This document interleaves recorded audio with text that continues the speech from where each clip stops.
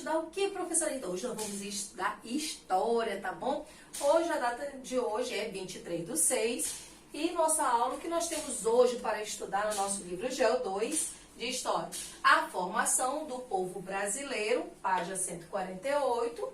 Vamos estudar também as migrações e a ocupação do território, né? E dentro desse assunto, vamos falar sobre cana-de-açúcar, né? E aí o produto gerado, que vai ser o açúcar. E aí tem um recadinho para vocês, tá? Que diz assim: responda os exercícios propostos. Não esqueça da letra legível, né? Porque tem crianças que estão fazendo os exercícios, mas a letra não está tão caprichada, criança. E eu preciso que quando a mãe de vocês bate a foto, envia lá para o privado da professora, eu preciso enxergar, né? Para poder avaliar vocês, tá corrigindo as atividades. Então façam com muito carinho as atividades de vocês, com muita atenção e caprichem na letra, porque eu sei que vocês são capazes. Meus alunos do quarto ano são assim, ó, inteligentes, são esforçados, dedicados, tá bom? Então vou aguardar as atividades, tá? E aí vamos pegar nosso livro Geo 2. A página é a página 148 e começa um título falando assim: muitos caminhos, muitos brasileiros. Para iniciar, o povo brasileiro se formou principalmente, olha lá, a partir de 3 grandes grupos populacionais. Então, vou repetir. O povo brasileiro se formou principalmente a partir de 3 grandes grupos populacionais. Professora Rita, quais são esses 3 grandes grupos populacionais? Primeiro, os primeiros habitantes dessa terra, os indígenas, né? E depois, os europeus que vieram, entraram no nosso Brasil, começaram a explorar, né? Tomar conta do nosso Brasil. Então, os indígenas, os europeus e os africanos. Então, tá aí, os 3 povos, né? Que fizeram parte, que originaram a nossa formação brasileira, né? Então, vamos lá. Esse encontro só ocorreu porque os portugueses ocuparam o Brasil, criando novos povos e novas atividades econômicas, ou seja, atividades que geravam dinheiro, gerava lucro, né, para os portugueses. Leia um trecho de uma canção que fala sobre o tema. A mangueira traz os Brasis do Brasil, mostrando a formação do povo brasileiro. Então, quando ele fala que a mangueira, né, é aquela escola de samba lá do Rio de Janeiro, tá, criança? Então, vamos ver como é que a música, né, que ela traz. Índio valente guerreiro, não se deixou escravizar, lutou, e um laço de união surgiu. O negro mesmo entregue à própria sorte, trabalhou com um braço forte na construção do meu Brasil. Cada lágrima que já rolou fertilizou a esperança. Da nossa gente valeu a pena, de norte a sul desse país. Tantos Brasis, sagrado, celeiro, crioulo, caboclo, retrato mestiço. De fato, sou brasileiro. Então, dentro da letra da música, nós estamos vendo a mistura, né, do povo brasileiro. E aqui fala, né, que ali, do lado da imagem tem uma legenda, né, que diz assim: carro alegórico da escola de samba Mangueira, durante o desfile de carnaval no Rio de Janeiro, estado do Rio de Janeiro, e essa imagem de 2009. Né? Aqui fala de Lequinho, né, J.R. Fionda, Bernini, Gilson, Clarão. Aí vai falar vários intérpretes, né, dessa música. Vamos para o item 1. Porque a canção fala em cada lágrima que já rolou? Por que será que a música ela vem falar sobre isso? Em cada lágrima que já rolou. Aqui, criança, vai falar sobre o quê? Sobre como os africanos viviam, né? Que eles eram castigados, eram açoitados, e muitas das vezes eles fugiam daquele local de trabalho, né? Em busca de quê? De um abrigo como, professor, onde desse o quê? Um refúgio para ele, proteção, porque ele não aguentava mais aquela vida, né? Por isso que ele fala, cada lágrima que já rolou, era o que? As violências que o negro vivia naquele tempo, né? Então, vamos lá. 2. Como é hoje a situação indígenas e afrodescendentes no Brasil, então ele vai falar, ele está perguntando como é que os afrodescendentes, né, os que vieram dos africanos hoje, como é que é a vida deles, dos indígenas? Então você vai responder aí, tá bom? Não esqueça. Será que a vida deles, criança, é como era no passado, que eram escravizados, os índios e os africanos, né? Eles eram escravizados, então ele quer que você diga aqui, tá? Página 149, as migrações e a ocupação do território. O Brasil não era um território vazio quando os portugueses aqui chegaram. Já estava ocupado pelos povos indígenas, né? Então, como nós sabemos, quem eram os primeiros moradores? Os indígenas. Inicialmente, os colonizadores ocuparam o litoral, obrigando os indígenas a adentrar as matas, afastando-se da costa, né? Então, vamos lá, dando continuidade ao texto. À medida que eram desenvolvidas novas atividades econômicas, os colonizadores, que eram os portugueses nesse tempo, né, e seus descendentes migraram para o interior e novamente os indígenas foram expulsos de suas terras. Por quê, professora? Porque eles acabavam que quanto mais vinham os portugueses, né, lá do país deles para morar no nosso Brasil, eles começavam a construir vilas, a sua cidade, né? Começava a aparecer as cidades, e os indígenas começavam a entrar mais na mata, né? Enfiam mais para o interior da mata. Então, nos conflitos com os portugueses, muitos indígenas foram mortos e escravizados. Por que, professor, houve esses conflitos? Porque os indígenas também não aceitavam ser escravizados, né? Eles lutavam com as suas próprias armas, não aguentavam mais a violência, perder a própria liberdade, então eles se confrontavam mesmo com os portugueses. Alguns grupos indígenas sobreviventes, os que sobreviveram ainda, né, dos conflitos, foram reorganizados em aldeias por padres portugueses missionários. No caso aqui estão falando dos jesuítas, né, que eram os padres que vieram para catequizar, né, os índios, e eles estão dizendo que foram poucos os que sobraram, né? Então, vamos para a leitura do mapa que você está vendo aí ao lado, tá? O mapa que vai falar sobre a ocupação portuguesa no século XVI. Aqui nós temos a legenda do mapa, você vê um mapa dividido, né? E a legenda vem ensinar para nós, vem nos ajudar na leitura desse mapa. Ele diz que a cor amarela, né, que está destacada aqui no mapa, que você está vendo aí, fala das áreas não conhecidas do colonizador, ou seja, áreas que ainda não foram exploradas pelos portugueses, por isso que ele diz não conhecido. Na cor laranja, ele vai explicar que são áreas conhecidas, mas sem a presença de cidades ou vilas, ou seja, foram áreas que foram exploradas, né, o laranja, mas que os portugueses ainda não estavam habitando. Não tinha ainda casas, não tinha vila, né? E na cor vermelha, ele vem explicar que são áreas ocupadas pelos colonizadores, sob influência das cidades e vilas, ou seja, na cor vermelha, que é bem pequena no mapa, que a gente vê, nós estamos vendo destacada, né? Aí ao lado, você está vendo na sua imagem, diz que são áreas ocupadas pelos portugueses, né? Foram áreas que eles influenciaram, né, que eles começaram a construir as vilas, depois das vilas foram construídas as cidades. E a parte verde, que é uma grande parte pintada do mapa, né, que você está vendo, são áreas sob o domínio espanhol, tá? E o traço indica o quê? Limites atuais, né? Esse traço que você vê a divisão do mapa, tá? Então, Vicentino, Cláudio, né? Atlas Histórico Geral e Brasil, São Paulo. Letra A nos diz: o que mudou na ocupação do território brasileiro do século XVI até hoje? Ele quer que você responda. Como o espaço é pequeno, aí abaixo da letra A, você coloca a resposta acima da letra A, tá? Então, escrevam aí que eu vou dar essa resposta para vocês. Mudança. Coloca aí a mudança. As regiões do interior, né? Então, escreva aí. A letra bem caprichada, tá? As regiões do interior foram ocupadas, vou repetir, as regiões do interior foram ocupadas, o interior que ele fala na mata dentro, né?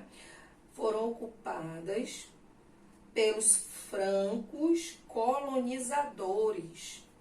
Repetindo, as regiões do interior foram ocupadas pelos francos colonizadores, que eram quem? Os portugueses. Ponto seguido. Então, vamos para ponto seguido. Permanência, né? O que permanece até nos dias de hoje? Vamos lá. A população continua concentrada no litoral. A população, escreva aí, a população continua concentrada no litoral. Depois de algum tempo, a população voltou a morar no litoral, naquela parte que você vê ali, que está dividido aqui o mapa ao lado. Tem até o nome dos estados, Natal, né? Aí vai falar de Olinda, tá bom? Vai falar das cidades aqui, perdão, Natal, Olinda, Salvador, tá? Então, vamos para a letra B. As vilas e cidades apresentadas no mapa permanecem hoje aos estados, pertencem hoje aos estados que formam o Brasil? Você vai colocar aí que sim, né? Escreva abaixo o nome deles. Você não vai botar o nome das cidades que estão aqui no mapa, não. Você vai colocar o nome dos estados. Por exemplo, Natal, você vai colocar lá Rio Grande do Norte. Aí você vai botar vírgula, tá bom? Não esqueça. E assim a cada estado, né, dessas cidades correspondentes, tá? Você que vai dar essa resposta da letra B. Página 150. Pegue o seu marcador aí, tá bom? Seu marcador de texto. Vamos ler e depois dar uma paradinha para grifar os parágrafos. Como já vimos, a ocupação do território brasileiro pelos colonizadores começou no litoral e depois avançou para as regiões do interior. Então, grife aí o primeiro parágrafo. Isso foi explicado, essa frase aqui foi explicada aqui no mapa, né? Na página anterior. A primeira atividade econômica, preste atenção, criança, a primeira atividade econômica desenvolvida para ocupar o território, ou seja, para eles morarem, né? Fazer vilas, aí nas suas vilas, construir casas, né? E aí depois ia aumentando a vila, já se formar uma cidade. Olha o que ele diz. Foi o cultivo da cana-de-açúcar. Então, foi a primeira atividade econômica que ajudou a desenvolver, né, de vila para cidade, né, para a produção do açúcar. Então, os colonizadores proporam para quem? Para quem eles estavam escravizando naquele tempo, né? O cultivo da cana-de-açúcar. Começaram a plantar, né, a cana-de-açúcar, e da cana-de-açúcar veio que a produção do açúcar. Assim, então, continuando o texto. Essa atividade se concentrava perto de pequenos portos do litoral. Assim, a mercadoria, que era o açúcar, né, podia ser transportada com facilidade dos engenhos, né, que você está vendo a imagem aí do lado. Olha essa imagem que não está colorida, está em preto e branco. Tem a legenda aí também que fala, ó, engenho de açúcar, gravura de autor, né, desconhecido, produzida por volta de 1700, essa imagem. Então, ele diz aqui, assim a mercadoria podia ser transportada com facilidade dos engenhos, tá aí a foto do engenho, né, dos engenhos, até os navios que a levariam para a Europa. Né? Então, era produzido açúcar e quando o açúcar tinha sido produzido, eles eram embarcados, né, nas caravelas e elas faziam o transporte para a Europa. Hoje, planta-se muita cana-de-açúcar no Brasil para a produção de açúcar e também, olha, não é mais como era antigamente, que antes fazia uma grande plantação, né, da cana-de-açúcar e depois produzia o açúcar. Hoje, além da produção de açúcar, o livro também nos diz que também o álcool combustível, né, que é o etanol, né, também é originário sai da plantação de açúcar, da plantação da cana-de-açúcar. O país produz para si e para a exportação. E olha nosso Brasil, né? Em desenvolvimento na parte da exportação. Então, é plantado, né, a cana-de-açúcar. Da cana-de-açúcar, o Brasil produz açúcar. para o próprio país, né, para o nosso próprio país, e também para exportar o nosso açúcar. Além disso, também temos como produto dessa plantação o álcool combustível, né, que é o etanol.